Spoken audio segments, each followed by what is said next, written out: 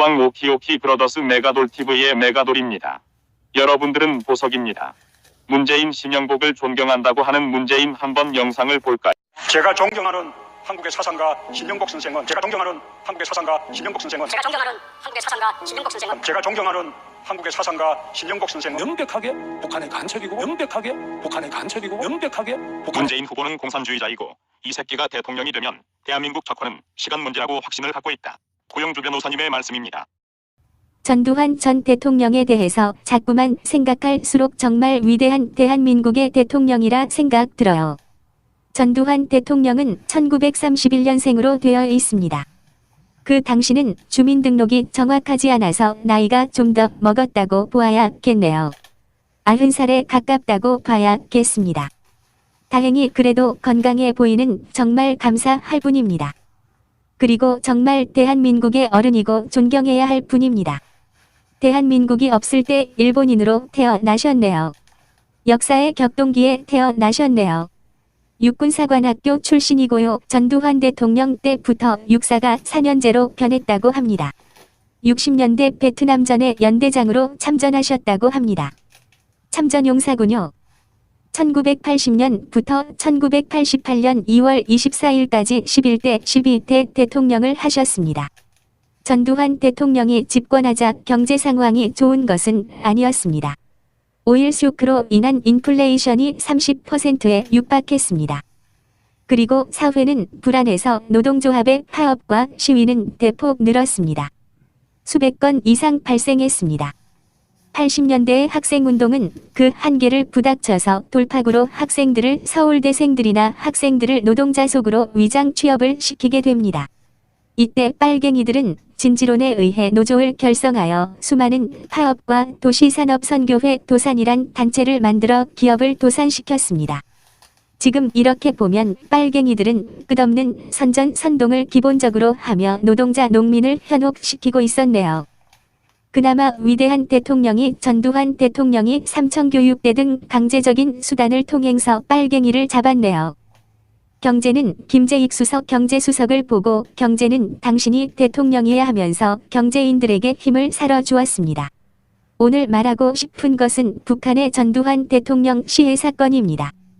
1983년 10월 9일 아웅산 묘소에서 북한 공작원의 테러로 우리 측 인사 17명 죽고 총 41명이 사망하는 사건이 발생했습니다. 이때 전두환 대통령의 브레인이라고 하는 김재익 김수석도 사망하게 됩니다. 한 장의 끔찍한 사진은 저의 가슴을 놀라게 했습니다. 북조선은 잔인하고 극악무도하는 놈입니다. 북조선은 폭파공작원 강진수와 김민철입니다. 이놈들은 광주 사태 때도 내려온 전문 공작원입니다. 김민철이나 강진수는 다 북한 정권에 속았다고 합니다. 수많은 살생을 한 것을 후회했다고 합니다. 이와 같이 70년간 대남 공작으로 결국 이 땅에 성공하게 됩니다. 간첩투성이 나라. 대통령이 간첩인 나라가 되어버렸네요. 36년이 지난 지금도 한마디 사과도 안 합니다. 문재인은 그런 북조선에게 굴복하면서 평화가 왔다고 거짓말합니다. 이 놈은 간첩이고 대한민국 파괴 행위를 멈추지 않습니다. 사진을 보시면 알겠지만 참혹한 현장입니다. 전두환은 그 이후로도 수많은 노동조합의 시위와 파업으로 나라를 어지럽게 합니다. 그래도 삼저 효과로 경제는 초고속 성장합니다. 삼저는 저금리 저임금 저물가입니다. 전두환 대통령은 위대한 대통령입니다. 끝없는 좌익들이 결국 90세 되는 노인네를 광주재판으로 끌고 가려고 아직도 발악을 합니다. 그것들이 인간인가요? 인미말자 공산당 그 잔혹함으로. 시청해 주셔서 감사합니다.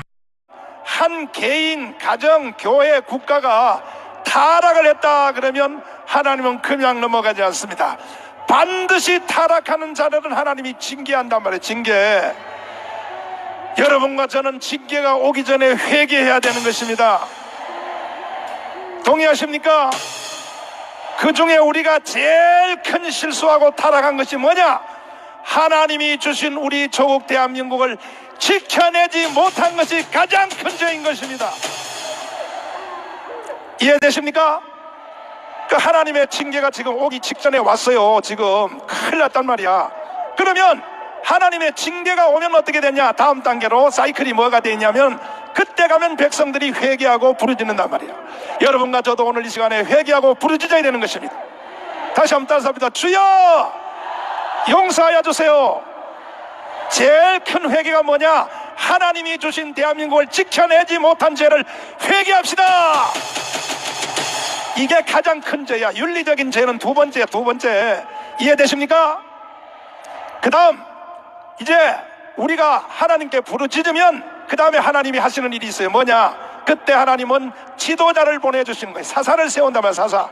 그래서 사사기라 그러는 거예요. 그래서 사사기라고. 그래서 오늘 우리가 여러분과 제가 이 이승만 광장에 나와서 정말 하나님 앞에 애타게 한번 부르짖어서 하나님이 이 나라를 건질 지도자를 보내달라고 기도합시다.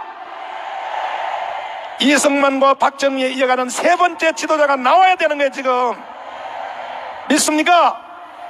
지금 나오려고 하는 사람이 몇 사람이 내 눈에 보이는데 여러분 기도를 세게 하시면 반드시 하나님이 지도자를 세워 주실 것입니다. 지도자가 나오면 어떻게 되느냐? 다시 이 타락한 민족을 다시 번성하는 제자리로 이끄는 능력이 지도자한테 있다 이 말이에요. 믿습니까? 그래서 이 시간 여러분과 제가 짧은 시간 동안에 한 2-3분 동안 정말 짧고 강도 높게 하나님의 보좌를 잡고 흔들 수 있는 기도를 한번 해봅시다. 높이 드시고 우리 다 같이 주여 삼창하고 통성으로 기도하는데, 하나님 이 땅에 지도자를 보내어 주시옵소서. 이 민족을 바로 세워 주시옵소서. 자, 다 같이 주여 삼창하며 기도하겠습니다. 주여 주여 주여. 살아계신 우리 아버지 하나님, 주님 역사하여 주시옵소서. 아버지 주님 감사합니다. 주여 도와주시옵소서. 우리가 회개합니다. 하나님 앞에 회개합니다. 이 나라를 지키지 못한 죄를 용서하여 주세요. 성령으로 성령으로 성령으로 아버지여 주여 불쌍히 여겨주시옵소서. 우리가 잘못했습니다. 우리가 실수했습니다. 우리가 하나님 내 속을 썩였습니다. 이 시간에 주님 간절히 우리가 통회합니다. 주님 용서하여 주시옵소서. 아버지 주여 나의 아버지여 용서하여 주시옵소서. 회개합니다. 주님이여 참혹합니다. 아버지 믿습니다. 아버지 성령으로 아버지 오 주님이 아버지 주여 불쌍히 여겨주시옵소서. 주님